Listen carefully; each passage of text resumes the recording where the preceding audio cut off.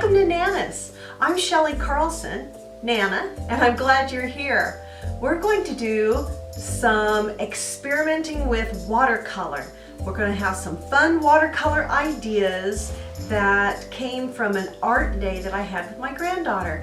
You'll see her piece right up here that I really like, and she let me keep. But we're going to be doing several different techniques and fun ideas that show you how to use watercolor on paper. We'll be doing some wet paint and some dry painting and some flicking of paint. It's just all kinds of stuff that you can experiment and have fun with on an art day of your own. So let's go have some fun.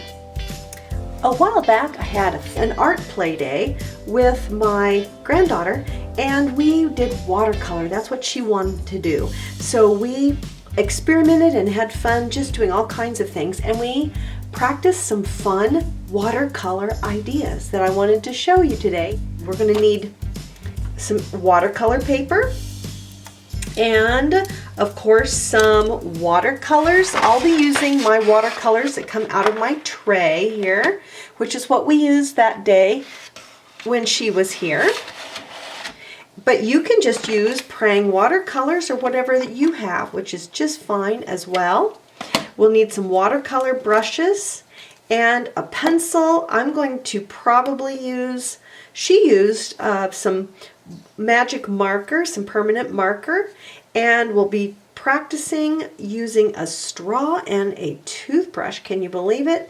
These are going to be art supplies as well, plus a handy dandy eraser that I can't do without. Now, you can't do watercolor without some water. So I'll also put out my jar of water, and I sometimes use a spray bottle as well. So I'm going to have those out to use. And again, when we're experimenting and doing things that way, you can try all kinds of things, because that's the fun of it. It's just trying new stuff. And so I'm going to present some ideas, and I'll show you what my granddaughter came up with. So fun. We had such a good time. All right, let's go have some fun. So when we were trying different things with the watercolor, I was just showing her a few things that she could experiment with, and one of them is that you can just paint with your watercolor paints directly onto the paper without too much extra water. So she did a flower, so I thought I would do that as well. So we just get our brush wet, we go into a paint color. So I'm going to be using these kind of pinks and oranges and reds right in here. And she just experimented by doing some circular motions on the paper to make it kind of look like petals on a flower. And it worked really well. You can let those dry, or you can just come right in and do another color on top of them. This is just a little bit different rose color. I forgot to tell you, I use paper towels as well, because in this technique we don't want our brush to be too wet. So we're going to grab a little bit more of a pinkish orange color to put in here. And these dry strokes on the paper really stay put. Do you see that? How they don't go anywhere, they don't run around, because there's not much water in them. And I think I'm even going to put some purple in there. How about that? Let's try that. And we're experimenting by layering up different colors on top of one another. And that's a whole nother thing we can experiment with, is just colors on the paper. And because it's a flower, I'm going to grab a little bit of green over here. I'm reaching out of my picture, but we're going to add a stem and a couple leaves. And we have kind of the look of a flower. And you can experiment doing all kinds of things with this, but this is not very much water into the paint, so it can make pretty intense colors, but it also stays put and it dries pretty quickly. So that was a fun technique. So the next fun watercolor idea that we tried was drawing a shape and then making the inside of that shape wet and dropping some paint into the water. So one of the things you'll notice that she's drawn is a lemon. So it's really kind of a football shape. And we filled that in with water inside that shape, making it pretty wet. Now, when you add the color into it, it's not going to stay put like it did when we put it on a dry surface, because the paint is going to spread where it kind of wants to inside that watery area. So I'm going to pull my paint palette around here to yellow, and what we're going to do is we're going to make that yellow start at the edge of the lemon and let it kind of fade into the center. So the outside edges are going to be more color. I'm even going to add a little bit of orange to that outside edge. And then let it kind of spread into the center. I'm going to even add a little more water to it to pull that yellow into the center. I might even add a little extra here. And just let it kind of run, and it's going to kind of fill that shape up, but it's going to be lighter in the center than it is to the outside. I'm going to have kind of this is kind of making a watercolor wash or a gradient. Well, gradient is where it's darker on one side than the other. Can you see it spread? I put that little darker yellowy orange to the outside edge, and see how it gets light almost to white in the center. Okay, so even though it's spreading and kind of doing what it wants, I've still kind of controlled it a little bit. The other thing that my granddaughter drew a shape of was a whale. And then she didn't try to organize it like this at all. She dropped color in blues and pinks. So I'm going to turn this back around to my blues and pinks again. So let's draw a whale. And the way we're going to draw this whale is making a U shape, putting its nose up, making a rounded edge. That's going to be the nose. That's going to be the belly. And we're going to make it narrower. It's kind of like a banana shape, isn't it? We're going to make it narrower on this end and then fan out to make the whale's fins at its tail. And we're going to add a couple little pieces like this, and then it needs a couple fins on the bottom.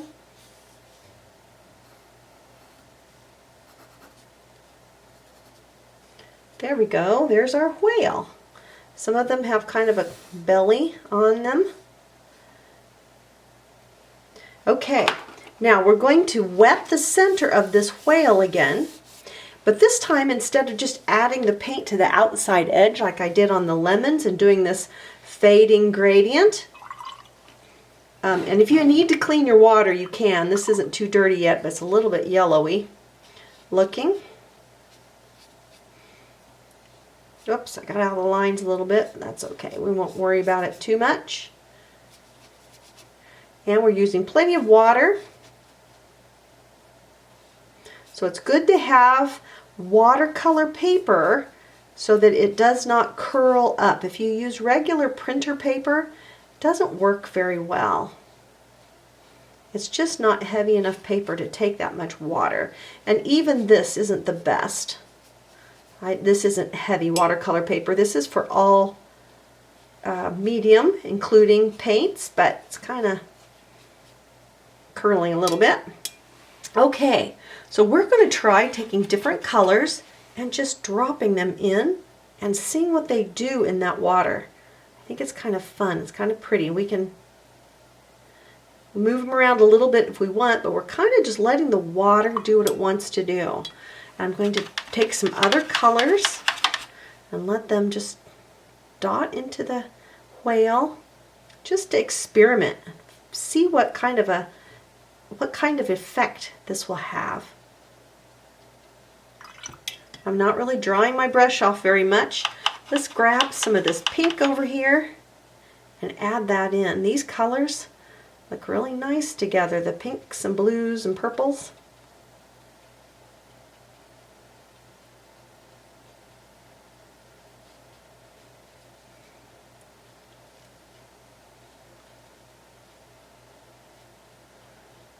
I'm going to kind of go around the outside edge with a little bit of that pink, just for fun. And then we're just going to let it dry, seeing what those colors do. I might add another shade of blue in here, just to get a little bit more of that blue color.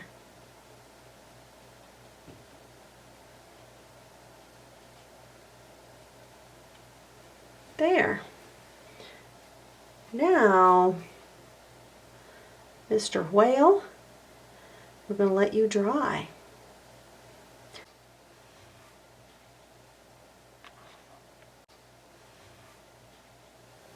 While we're letting Mr. Whale dry, and we'll look at another fun watercolor idea. And that is covering the whole surface of the paper, not just a contained area, with water. And I'm going to use a bigger brush that I have to get water over the area. And we're going to try to use some darker colors in here and some lighter colors, and then we're going to see how this works. It's an experiment, remember? So we're going to wet a large area on our paper this time.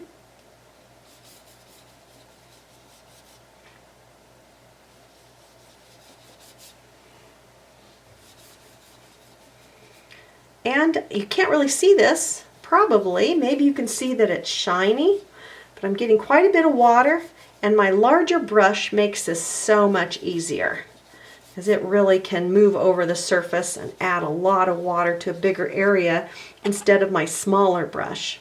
So it's good to have brushes of various sizes like this.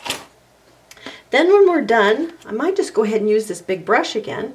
I don't need to take a lot of water out of my brush because I'm going to be adding paint into the water, and I want it to be wet and move around. But this time I'm going to try using a darker color or two. So let's try this real dark blue over here. We're going to add that to an area. Just watch what it does.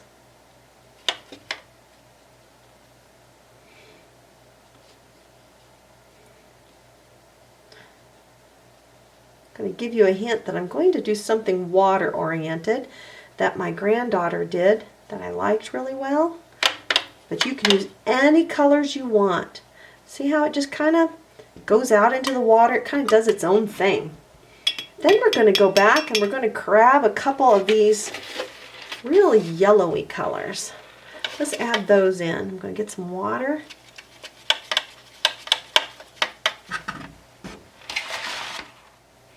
Okay, touching that bright yellow in here, just adding some light around that blue on the paper. So I come up with we'll just see what we come up with, because I don't know exactly what it'll do. See, it's starting to kind of blend together there. But we have some blues and some yellows going on here. And I'm just going to let this dry, see what it does. See how it kind of makes a little spread out shape that's called a bloom. This is a bloom. It's kind of cool. And I don't have to be careful with this at all, because I'm just going to see what it happens, and then I'm going to make a design out of it. I'm kind of imitating a little bit of what my granddaughter did, but after this dries, I want you to use your imagination and think, what could this be? That's the fun part. So you could choose reds and greens or yellows, or you could put more than 2 colors in there if you'd like. In fact, we could even do that. We could add a little bit of green maybe on the bottom. How about if I use, we'll add a little green here just for fun. Okay, the water's already starting to dry a little bit, so it's not running quite as much.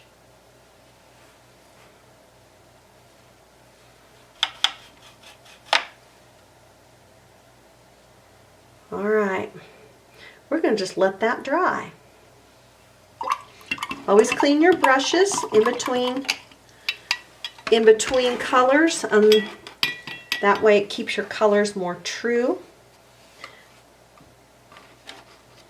It's going to be interesting. We'll see.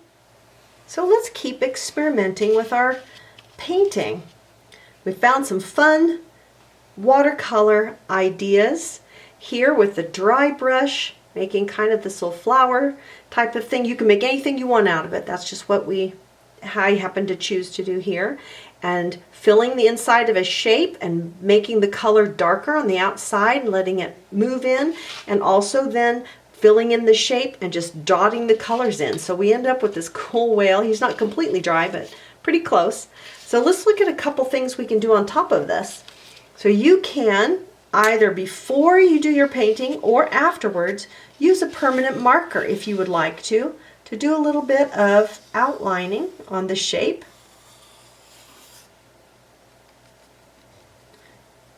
You can add a little bit of design to it if you'd like to. And you can do that to your whale as well, or anything that you draw. So it kind of adds, and I'm not being real careful with this, real accurate. So take your time and do what you'd like to do.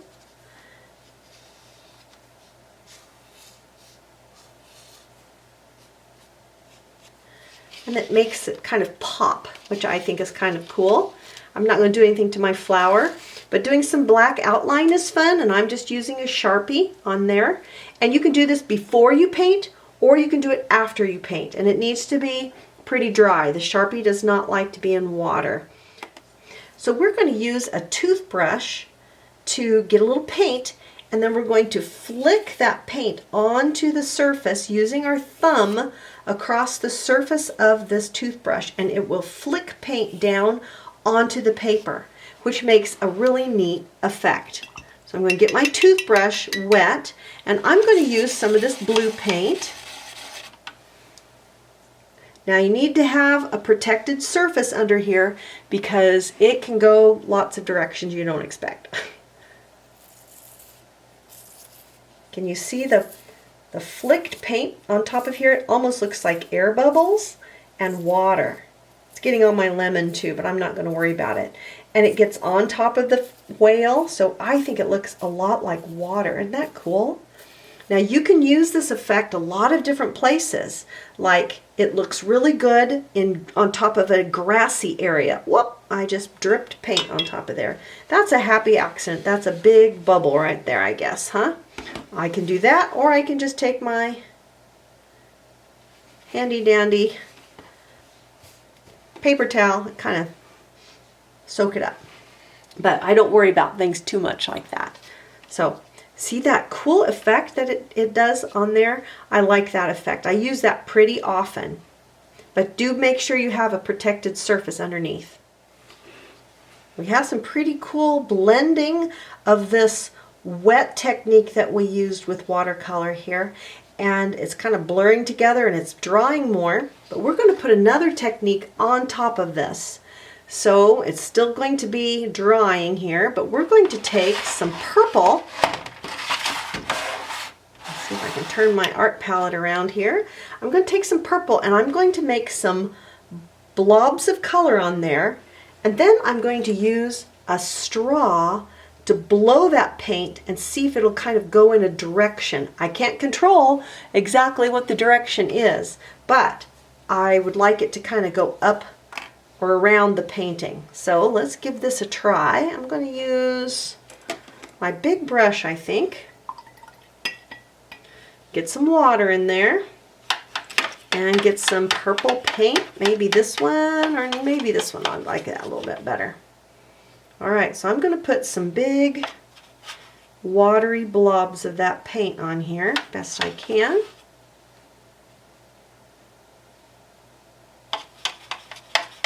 I have to use quite a bit of water. And it's still not completely dry, so it's going to kind of blur into the other paint, which is okay. But then, for fun, let's grab that straw and let's see what happens when I blow.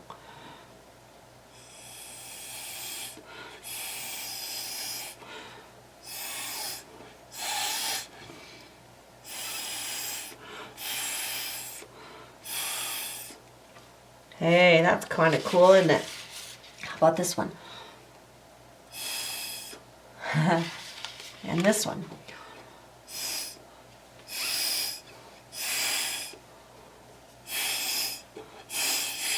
kind of make some fingertip looking stuff. Didn't blow quite as much as I'd hope. It's a little too wet.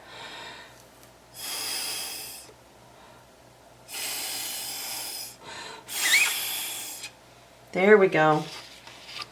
Okay, so a little, and if it was a little bit drier, it might have worked, made it a little clearer edges on there. But I love this technique. In fact, let's put some down here, and I'll show you what it will do on a little bit wetter paper. So let's put some of that purple down here.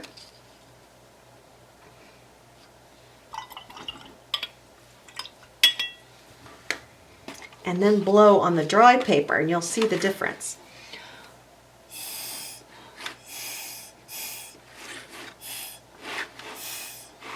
That's cool.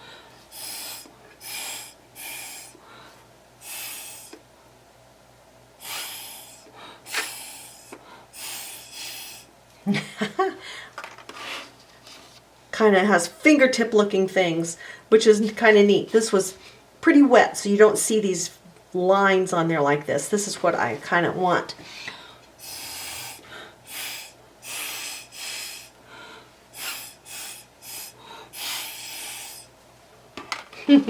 That's a fun one. I might need to use that for Halloween to make kind of spooky creatures. They look kind of like spiders, don't they? And maybe we could make little creatures out of them. I'm going to try that. I really like that look. This is really cool.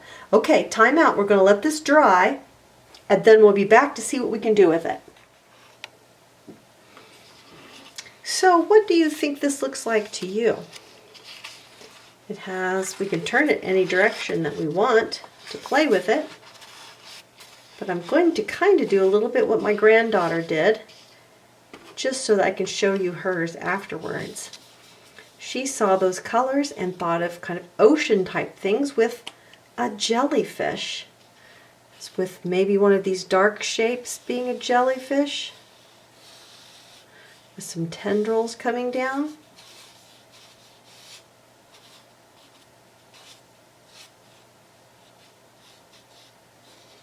And maybe this one up here, a little jellyfish back behind here.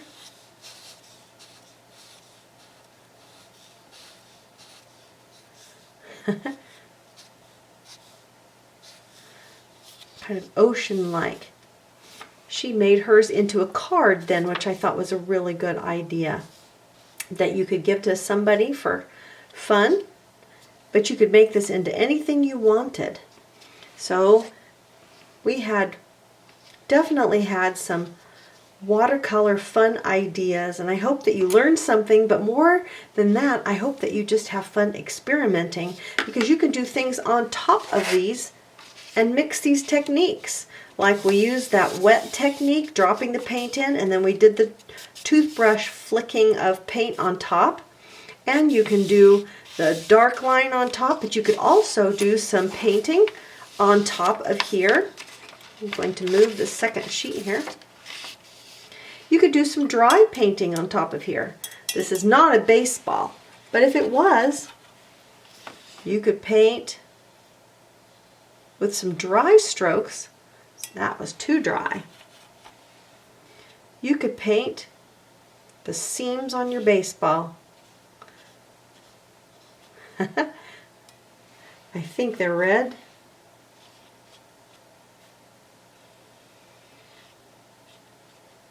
So you can use the dry painting, it's not actually dry, but the drier paint technique on top of the wet. That looks kind of funny, doesn't it? And you can use the black marker on top. You could put even some wet paint on top of this, or after it's dry, you could add some more details to this by painting with the drier technique on top of the drier technique. So maybe on top of your leaves, you could put some details on top.